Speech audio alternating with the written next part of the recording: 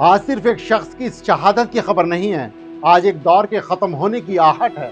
जब पूरी दुनिया की सियासत आग की लपटों में घिरी है, जब मस्जिद की दीवारों से लेकर सरहदों तक खामोशी पसरी है, तब एक नाम हर जुबान पर है, आयतुल्लाह अली ख़ामेनी।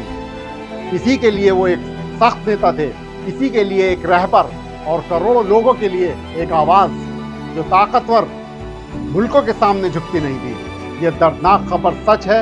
ये सिर्फ ईरान का नुकसान नहीं, ये पूरी उम्मत के दिल पर लगा जख्म है। सवाल सिर्फ ये नहीं है कि उनकी मौत कैसे हुई, सवाल ये है कि अब आगे क्या होगा। क्या आने वाले दिन और खून देखेंगे?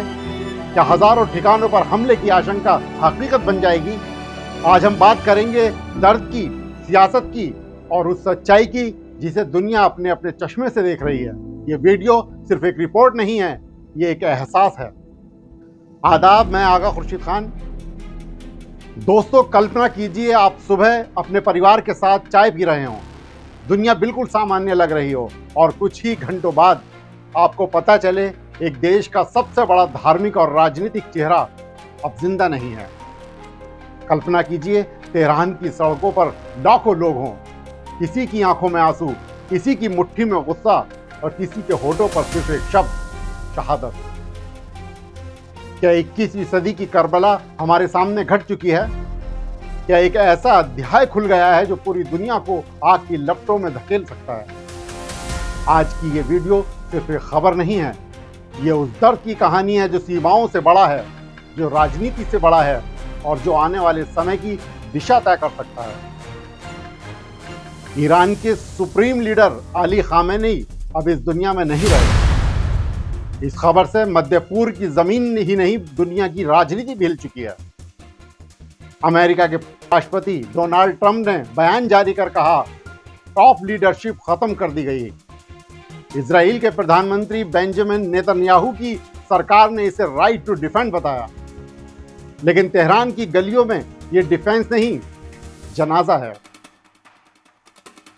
ईरानी मीडिया के अनुसार हमले में उनके परिवार के सदस्य और वरिष्ठ सैन्य अधिकारी भी मारे गए। अगर ये सच है तो यह सिर्फ राजनीतिक वार नहीं, एक भावनात्मक विस्फोट है। शिया इतिहास में शहादत सिर्फ मौत नहीं होती, वो प्रतिरोध की मशाल होती है। 680 ईस्वी करबला, इमाम हुसैन की शहादत आज भी मुहर्रम में गमगीन होकर याद की जाती है। और अब कई शिया विद्वान कह रहे हैं कि ख़ामेनी की मौत उसी परंपरा में याद की जाएगी। उनके समर्थकों के लिए वे सिर्फ नेता नहीं थे, वे पहचान थे, प्रतिरोध थे, अमेरिका के खिलाफ खड़े होने का प्रतीक थे। ईरान में 40 दिन का राष्ट्रीय शोक घोषित हुआ है। सड़कों पर काले झंडे, मस्जिदों में मातम और दुनिया देख रही है एक विचार को गोली मारने की कोशिश की गई। ईरान ने जवाब में व्यापक मिसाइल और ड्रोन हमले किए। यूएई, कतर, बहरीन, कुवैत, हर जगह अलर्ट। दुबई के पास ड्रोन इंटरसेप्ट हुए, एयरपोर्ट बंद, हजारों लोग फंसे।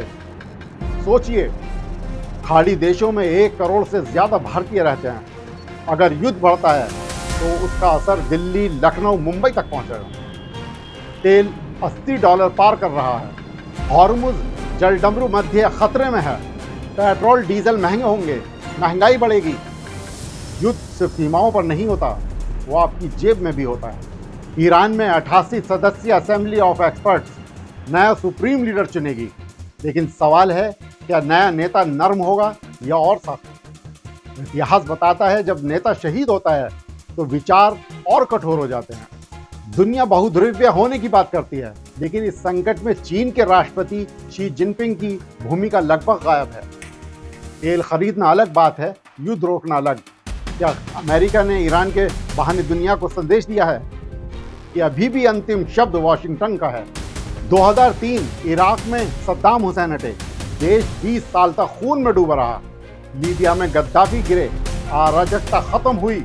प्रश्न यही है, क्या बाहर से लाई गई डेमोक्रेसी शांति देती है? दुबई में धमाकों के बाद कई परिवार एयरपोर्ट पर फंसे रहे, बच्चे रो रहे थे, माएँ खून पर दुआएं पढ़ रही थी।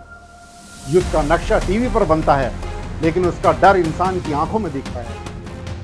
दोस्तों, आयतुल्लाह ख़ामेनी की शहादत की खबर ये सिर्फ एक नेता का होना नहीं, ये एक युग का अंत है। लेकिन याद रखिए, युद्ध में कोई नहीं जीतता, ना अमेरिका, ना इसराइल, ना ईरान। हारता है तो इंसान। आज दुआ यही है, खून की जगह बातचीत हो, बमों की जगह समझौते हों, वरना 21वीं सदी की करबला सिर्फ एक भूपट नहीं रहेगी, वो हमारा भविष्य बन जाएगी। अगर आप भी अमन, चैन, सुकून चाहते हैं तो कमेंट्स में लिखिए, युद्ध नहीं, अमन चाहिए, मोहब्बत चाहिए, इंसानियत चाहिए।